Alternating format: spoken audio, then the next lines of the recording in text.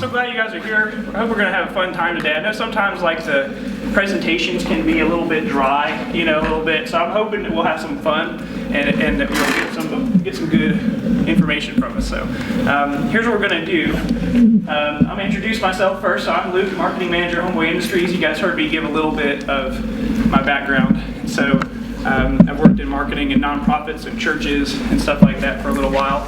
And I'll introduce some other really important people who are in the room. So taking notes is Robin. So she does donor relations at Homeboy. So she'll be a great resource to you around especially things like donor cultivation and stewardship. And I was lucky that she was assigned to us as our note taker, because she, especially when we get into communications and the kind of communications you do to really steward and take care of and think and make your donors feel good about the great work they're doing. So she's just glad she's here. And there's another notable person in the room. So Susan Cotton is in the back here. So she is my marketing mentor and mentor on all kinds of other things. And she actually recently helped to kind of formalize and is, executive director of what's called the Lily Project. So they're helping to alleviate cervical cancer in Nicaragua. And part of the plan is to include social enterprise down the road. She also, she's been a vice president and a chief marketing officer and everything else. So if there are a lot of questions I can't answer, which probably will happen, she can also be a great resource to you guys. So I really specifically asked her to come just in case she could be helpful to you. She also just finished a master's program, which we both would highly recommend. It's through Pepperdine right here in Malibu. They have a master's in social entrepreneurship, and you can do it anywhere in the world. So you get into a cohort system, and then you go and take part in classes. There are times where you'll show up at the actual campus, but most of the time you're off campus. And they were actually, as an entire entity of Pepperdine University, ranked in one of the top area for entrepreneurship in general. So social entrepreneurship is specifically a program they have that we both would recommend, and she can give you a lot more information around that too. So we're glad she's here. All right. So I believe in data-driven marketing. So meaning that you take this idea of marketing that you build on what it is based on the data that you receive. So because I believe in that, we're going to do a data-driven workshop today. So meaning that when you guys registered, we asked the question sort of, what are you interested in hearing about? And the most of anything was just general marketing. Then there was the next level down, probably communications, and then branding. So yesterday we did a good sort of workshop or a breakout group on branding.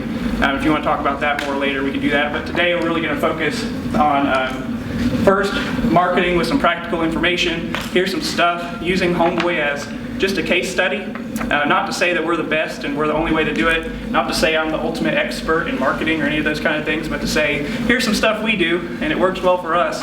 And if you want to talk later, we'll have more time to ask questions and get even more deep dive into what we do.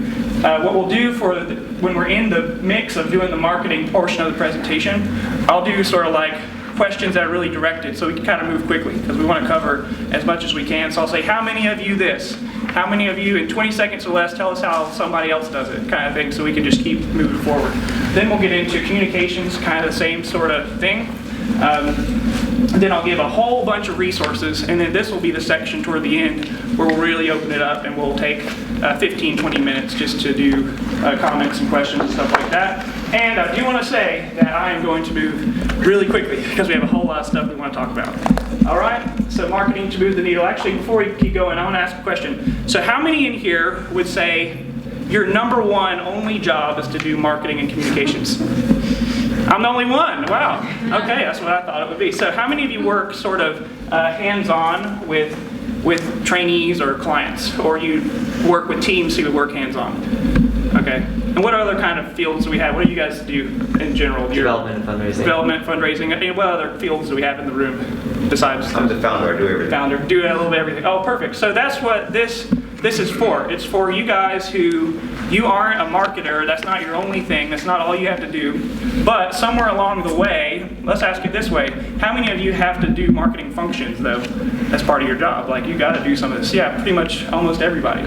So the idea is that it's not your job, it just gets kind of laid on you. So what we're going to do is not going to get too conceptual today, and we're not going to get too down in the weeds. I want to try to kind of be somewhere in the middle so that it's not too much for you guys. So with Homeboy Industries anyway, we have 4 major marketing buckets. So we have a nonprofit organization first. We always say that we're program first and business second. So we have programs and services happening. You guys know probably all about our programs, all kinds of things for the clients. About 15,000 a year who come through our doors for help. About 250 in a 4-phase program, 18-month training program at any given time. And with the nonprofit organization, we have the task of saying, what is this thing? And how do we package it up and get it out there and present ourselves in the world that we live in? And I'm going to dive deeper into that one later. Another bucket is social enterprises. So at Homeboy Industries, we have a whole bunch, and I'm going to go through each one in a little while, and we're going to talk about how we do marketing for each one. I'm setting a timer so I know how much time I have for these things. Another bucket that you will often find yourself in is events. So at Homeboy Industries, you're at one right now. So this is the Global Homeboy Network event. We had to do a lot of marketing. So anything marketing related comes out of me in my office. So it's really just me, and Sal here is our staff photographer and social media coordinator. That's the whole team for marketing for Homeboy Industries. So here we are. So events, there's a lot that happens. There's a lot of getting people to show up at the event, communicating to them what's going to be happening at that event, following up with them afterwards, having signage and materials and marketing your stuff when you get there. For us, we have 3 major ones, which is this is one of them. We have also our 5K, where we're hoping, last year we went from 1,000 to 4,000. We'd love to have 7,000 or 8,000 this year. And that'll be October 24th coming up. And then we have Lo Maximo, which is our annual fundraising gala. So events are a place that you'll find yourself doing marketing for. You definitely should be if you're not. So then advocacy is a space that we will be in as well. So this is the idea that you want to adjust policy to benefit the population you serve. So some examples, we helped pass Prop 47 last year, reducing a lot of felonies down to misdemeanors in the state of California. We've been a part of Ban the Box campaigns to remove the box for, you say you're a felon on your job applications. We've done that at the state and federal levels. So anytime we take on advocacy effort, there's actually a lot of marketing that has to happen there, where you identify what your goal will be. Well, we want to adjust this kind of policy. Our target is potential voters, and here are the messages and mediums that we use to get there. So there's one thing that applies to every single one, and we're really going to focus on nonprofit and social enterprise today. So, and mostly on social enterprise. But there's a sort of strategy that works for everything. And a lot of marketing theorists wouldn't use this exact one, but I do, especially in a setting like this. And the reason is because a lot of people come to me, and I'll be talking about, what kind of good work are you doing in your marketing? And the first thing they'll say is, all right, man, let's get in here. We're going to send an email out. You know, we want to have some flyers going. You know, we got to get we want to go stand on the street corner and throw paper airplanes at people. Like whatever their ideas are, they jump right to the kind of mediums they want to use to market stuff without really thinking a whole lot about who their target markets are and what their goals as an organization might be. So I'm going to harp on this the whole day, and everything we do will fit inside this framework. Even last week, there were some seasoned business developers, and we started jumping into a marketing discussion, and they're saying, well, let's get the products. What are the products going to be? You know, what's the promotional plan? And I said, well, let's kind of pump the brakes a little bit. Let's jump up to the next level and think, what are we trying to do? What are our goals here? What's the vision? And if you really get clear on what those are, then you define who your target is. Who are we going after? I'll be sending this out to you. So I'm going to keep that on the side. I even wrote it up on the board too, just in case you forget. So I want to, as a marketer, I want to do some repetition for you to make sure you hear this stuff. So we're going to start with nonprofit organization and talk about goal setting for your nonprofit in terms of marketing. So goal setting is a big deal in a nonprofit. So you're going to have goals for things like how you want to strengthen your programs, but that's not what we're really talking about. We're talking about your goals in terms of who you want to convert to do what things, what you want to sell, how much money you want to get, whatever that might be. What's your mission? What's the vision of the organization? Where do you want to be in 5, 10, 20 years? And in terms of things that you think marketing will help you get there. So you've got to answer that question first. And if you're the person who raised your hand and said, I do marketing, but that's not my job, somebody just threw it on me in the organization, you should get to that person who threw it on you and ask these questions. Say, what are you trying to do here? What are your goals? So for us, our CEO, who you just heard from, Tom, and Father Greg, they're the visionaries in terms of like what's the vision for where we're going to go and what we're going to do. I hear from them and everything down to what the businesses are we want to push, and then we drive forward from there. But I'm on them about it because I want them to be really clear. We want to set goals, and I almost would add in another piece here. You want to set measurable benchmarks. Say this is where we need to be. We got to measure this way. 3 years we want to be here, and so to get there by a year and a half, we want to be here, for example.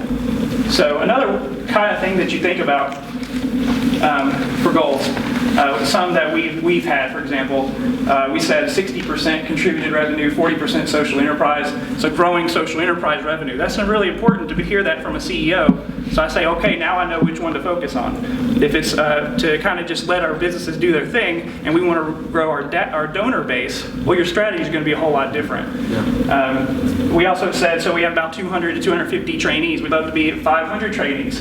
Well, so say you said 500 trainees, well, maybe you call it the Forward 500 campaign, and you're trying to campaign around what your goals are. Maybe it's you want to build a new building or raise blank number of dollars. Whatever your goal is, you might say you want to reposition in the marketplace as a goal. So for us, Homeboy Industries, we've always been an LA institution. Well, a reposition for us might be to be a global institution, to say, look at the great work that's happening through Homeboy all over the world. So think about what your goals are as your overall organization. I'm not going to talk about targets and medians here, because I'm going to talk about that later. I'm just going to give some basic stuff that has to do with nonprofit general marketing. All right, so all of you, wherever you are, you're doing some really great work. You're transforming lives, and you want people to put their face up to the window and see inside. You want to give people a glimpse into the great work you're doing, so that they'll be inspired and that they'll be likely to give. And they'll be likely to funnel through this sort of funnel of, they just might have heard about you, but you want to get them all the way down to be your most loyal customer and donor and volunteer and everything else. So you can't do that unless you give them a window. You want to let them see the great work, and we'll talk about some practical ways to do that as we get going. But definitely want to give them a little window in. Understand your brand obstacles.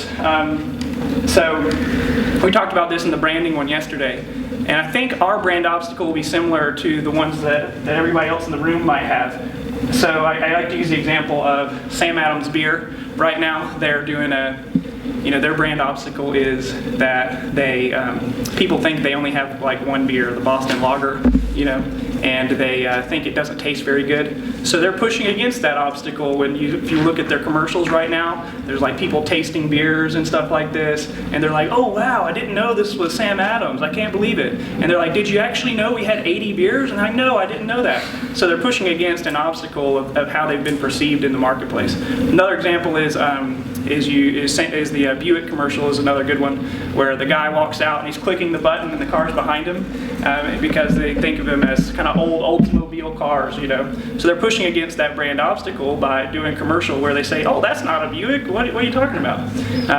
So the brand obstacle for organizations like ours who work with gang members and with formerly incarcerated is that they're bad people. We don't want to give money, we don't want to buy those products because those are gang members.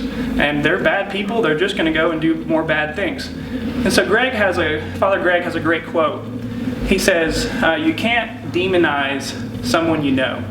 So the task then is to think, well, how can we help folks get to know who we have in these programs? How can we tell their stories in the best possible way to really pull on the heartstrings and really overcome that brand obstacle at the highest level for our organization? So one of the ways we do that is through storytelling. So every kind of material you'll see, do we have that box of this stuff? Would you mind grabbing the connections? Thanks, Robin.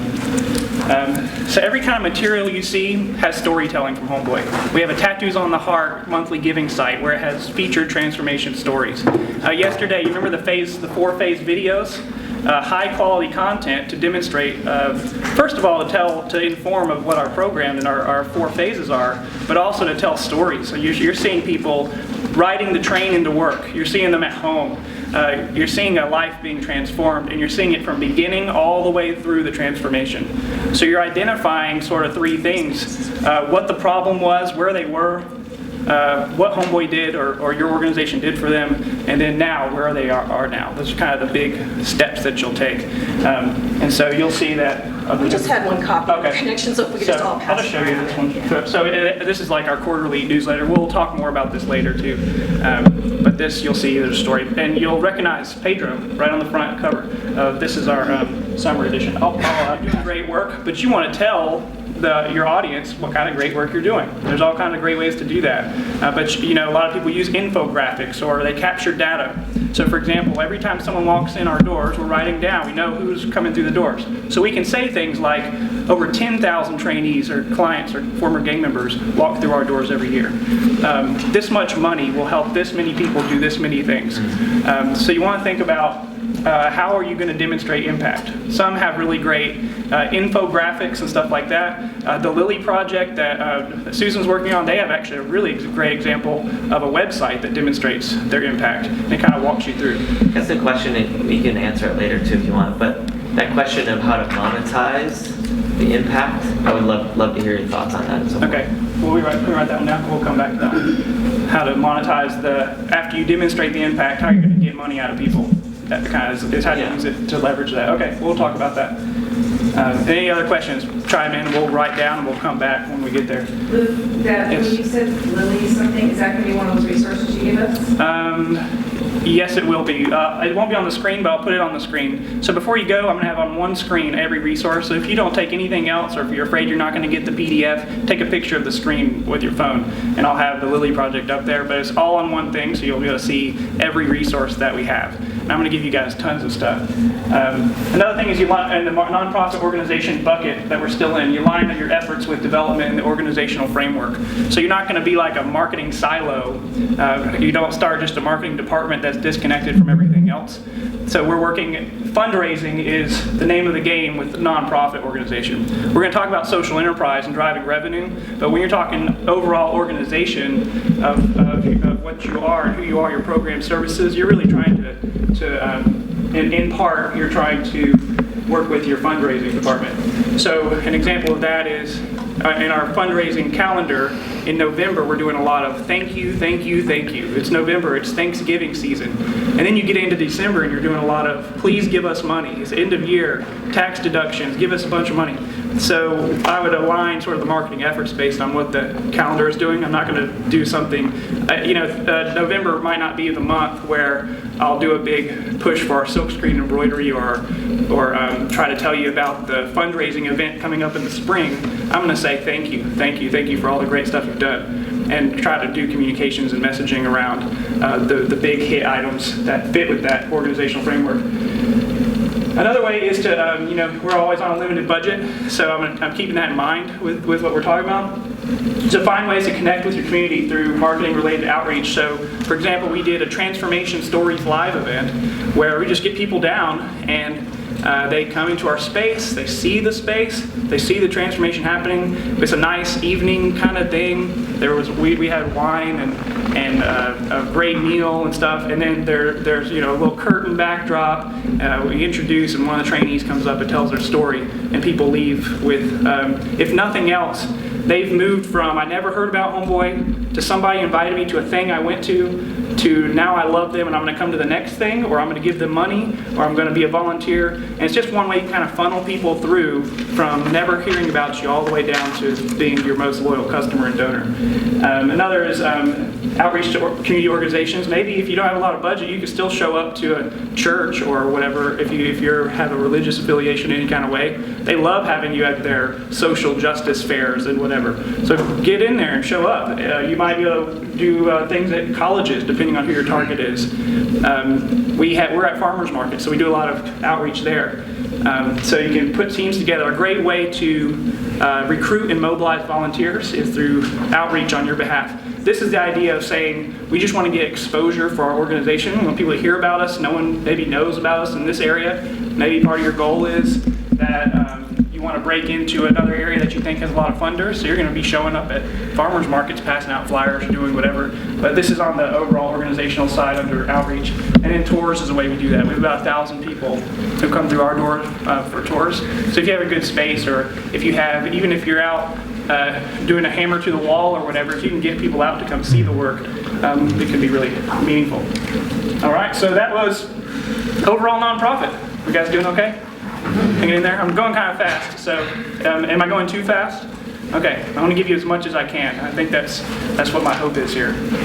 These are our businesses. So we have 4 restaurants, cafe at the headquarters of the Culver Studios, Diner, City Hall, cafe and bakery at LA Airport. Bakery, it's hard to kind of categorize our businesses because really a lot of them are channels. So we have a bakery, but we sell it at 21 farmers markets across LA. It's just bread that we're selling. So we don't call, wouldn't say it's a whole different social enterprise. It's just a channel through which we sell stuff from our bakery. We also have homeboyfoods.com, sell online nationwide, anything we can pack up and ship. We sell in our bakery storefront at Homegirl Cafe. And then we have about 100 wholesale accounts, people making sandwiches on our breads at restaurants all around, and then selling our pastries in their storefronts for us. That's the more lucrative part of the bakery than anything else. It's the one we don't actually talk about that much, but that's the one that really drives revenue, and that's the one we would think about focusing on. Silkscreen embroidery, chips and salsa at Ralph's, through a licensing deal. Trainees aren't making chips and salsa. It's a co-packer who gets those into the Ralph's for us. Catering, food truck, grab and go. We just launched June 6th at the airport in Terminal 6, the Alaska Airlines. If you're ever flying Alaska Airlines, you'll be able to see our grab and go products. But we're hoping to really put those in a whole lot of other places too. It's also United. Some flights fly out of that terminal. And then merchandise. So those are our businesses. And here we go. This one I'm going to actually go through goals, targets, and mediums in that order. So first we got some setting goals. And I said, again, I'll revisit. Do this first. Don't do this last. Do this before anything else. Here are some examples of goals. So one might be, we want to increase our sales in our social enterprise. Actually, how many of you guys have a social enterprise now existing? I know Rise Up, 3, 4 of you guys. How many of you would hope to have a social enterprise eventually? Is that something in the mind of some of you guys? Okay, good. So most of you guys either have one or have one coming up. So it would make sense why a lot of people check the box marketing for social enterprise on the registration form. Cool. All right. So a goal might be to increase sales, more web traffic. You want to reposition. We don't want to be just the coffee guys anymore. We want to be the coffee and bread, or whatever in the marketplace. You might want to launch a new product. You might want to break into a new market or launch a new business, something that we've done. Last year, a food truck. This year, grab and go and a cafe at the Culver Studios. So you might be launching a new business. So whatever the goal is, define what it is first. And you can have more than one. You can say we want to launch the food truck, and we want to increase sales in the bakery, and we want to get more traffic for homeboyfoods.com, and we want to break into the Catholic schools for our silkscreen and embroidery. So you create different goals. You don't just have to have one, obviously. Are there any other goals that you can think of that you might have for a social enterprise? Like for ours, we have guys in recovery who are doing the coffee, so we sort of have goals with their recovery. So I mean, it's not really a business goal, but if someone isn't going through recovery, then they can't work in our coffee project. Okay. So. Well, yeah, that definitely could be a goal for social enterprise. Any other ones? We want to use our social enterprises to draw attention to our mission. Okay. To get that message out. Okay. So if somebody's buying our coffee, and they say, "Oh, this is Rise Up Coffee," and then that may lead them to learning about what our mission is, and then they become a donor. And that's great thinking. And so that's where I talk about that marketing funnel. That's the idea that, so Rise Up, you guys have coffee on shelves people can go up and buy. So the idea is that in the funnel, at the highest level, you have people who've never heard about your organization ever.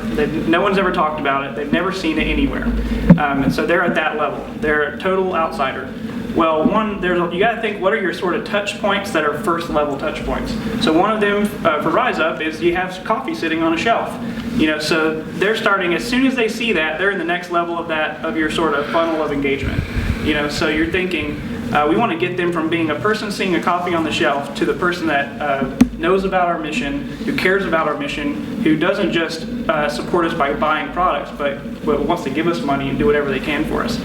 So you got to think, what are the ways you can funnel people down, and you got to do it for all of your touch points that are on the outside. One might be the coffee on the shelf.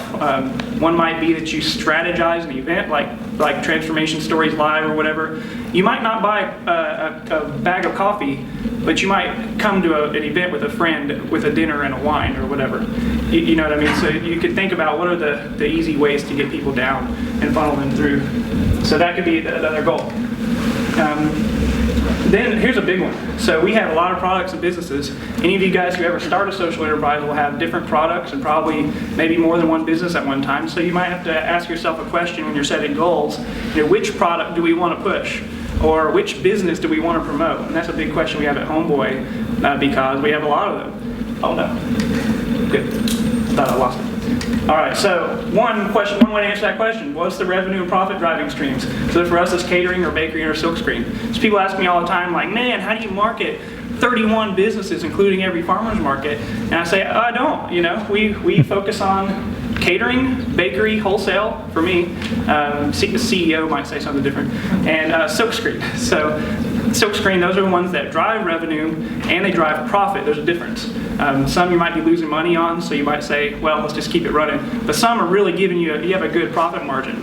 Specialty foods, like bakery, you get a good profit margin. So say, all right, here we go. As we're thinking of our goal setting, let's set our goals on the ones that make us the most money.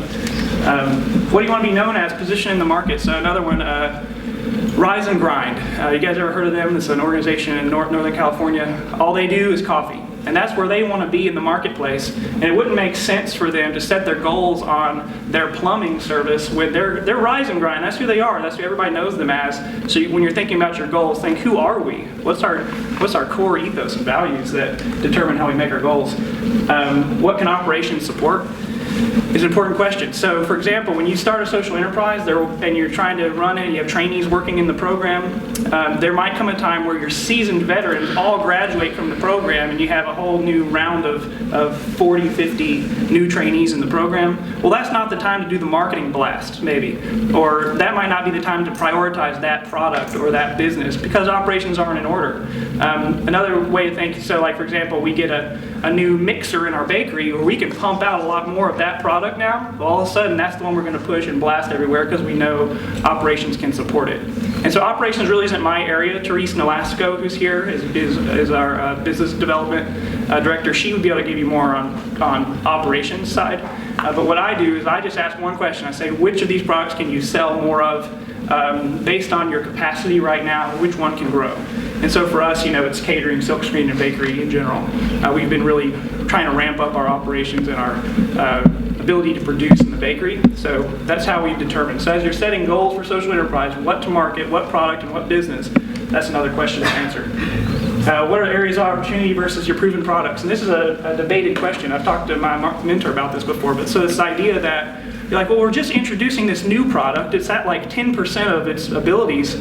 So do we promote that? Or we have this product that's at 70%. It's killing it right now. We're making tons of money. So it's part of your goal setting question. Do you want to really build up the one that's not doing well? Because it might end up being a little bit harder. Or do you really want to ramp up the one that's making you all the money? Are you willing to sacrifice profit to kind of scale up and have two good products that are going at the same time at 70%? It's a lot easier to get from 65 to 70%, and you'll make a lot more money, a lot less resources than to get from 10 to 20%. So if you're thinking about, we're trying to get a product that's not out there yet, it's going to cost you a little bit more and take a lot more effort and resources. But those are questions you got to answer, and you have to be able to set your goals using those. What's the demand in the marketplace? Do people really want coffee? Do people really, if you're in Arizona, do they really want snowshoes? Probably not. So what's the demand in the marketplace? What's the cost of your customer acquisition there? Cost of acquisition. So for example, I tell our CEO a lot, our cost for customer acquisition on our online bakery channel is a whole lot higher than it is for like wholesale. And you're not going to get as much return. But we still want to push our Homeboy Foods channel. But we're at like $35 per cost per acquisition. And when you acquire a customer, they're really not going to spend that much. And they're going to spend half their money on shipping to get it wherever it's going to go. So you really think about what's your cost to get a new customer for that business or that product. And make that a part of your decision-making process when you're setting goals for your social enterprise. Any questions there? All right, I'm dumping a lot of stuff on you guys. Yeah, go ahead. Kind of a broader question in terms of presentation and support. And that is, It's my understanding that the social enterprises lost about $500,000 last year, according to good comp yesterday. In light of the fact that the most of your income comes through donors, individual donations, etc., why would you, I'm assuming you are, invest so much marketing time on social enterprises if using this same philosophy you're articulating now can apply to the larger model, the entire organization? I don't know if you are or not, but are you investing the majority of your time on capacity to drive real profit? Whereas, so like a homegirl cafe, for example, is going to lose a lot because it's a real training ground. You have a lot of people, a lot of labor, and most restaurants, when you slow down, you're sending people home to manage your labor. Well, we don't send people home. We send them to class and to whatever else. So it's tricky because you're managing. It's hard to even do the numbers too because we're including things like labor that's way off the charts. You know, so, but yeah, it's a decision from the organization. We do at Homeboy. We do a lot of, we have a whole fundraising department that's totally focused on that, so we do put a lot of resource to fundraising, and then we do resources to businesses. We just define which ones are going to be revenue and profit drivers for the ones we're going to really push to acquire new customers. That's a good question, though. There is a link between people seeing the product and eventually making donations, we talked about earlier. So it's not just how much money are you making from that social enterprise, it's also exposure. Yeah, it is. Yes, it's hard to it's how it is. It really is hard to quantify. So like for us, our chips and salsas and Ralph's, for example, really don't make us that much money. We get like pennies on the dollar for those things. Every time someone buys them on the co-packers, Like just another place where people see your brand. Exactly. Yeah, and so people, when I ask people, have you ever heard of Homeboy in LA? They tell me one of two things. Oh, Father Greg, that's that Catholic guy, right? Or whatever. I heard him at a speaking engagement or whatever. I read his book. Or they say, oh, you guys got the chips and salsa, right? Oh, wow. And that's all they say because it's all over. It's in every single grocery store in the deli section. So part of the answer to that question, that's a big question to take, but it's that it drives exposure. So one isn't siloed from another, really, in a lot of ways. I think that gets to the other question earlier That's too. a quick question. Do you tell your story on your bags of chips or the container of salsa? Yes, yeah, we do. So kind of depending on the space and whatever the location of the product or the thing is, you'll determine how you'll tell your story. You know, so we're doing this holiday. Don't steal our idea, but we're doing already did. Yeah, go for it. You know, so we're doing a box, an experience when you get your product, and it says "Giving back. Never tasted this good." So it's giving back is our unique selling proposition. Nobody else in the marketplace is doing the same thing we do with 100% of proceeds benefiting something. Then it tastes good too, but that's not our big one. So it's it never tasted this good. And because of the space that we have, we determine what the story is. We'll tell. You open it up and it says. We don't hire homies to bake bread, we bake bread to hire homies, sort of an inspirational quote from Greg. So we're thinking about an experience, what lines we're going to use. Whereas on the food truck, you're waiting in line for the food truck, so you're standing there for a while, and you're seeing right there in your eyesight, I actually put it off to the side so you can see it if you're in line, has our whole story of Homeboy. So by the time you get up to order, you know what you're buying and what the purpose is. So think about what your space is you're using and where you'll put your messaging based on the space you have. But our chip bag, we have several versions of you want to think what's your elevator pitch, and every product purchased does this, supports our mission to help former gang members and whatever the message is that you come up with. But have a few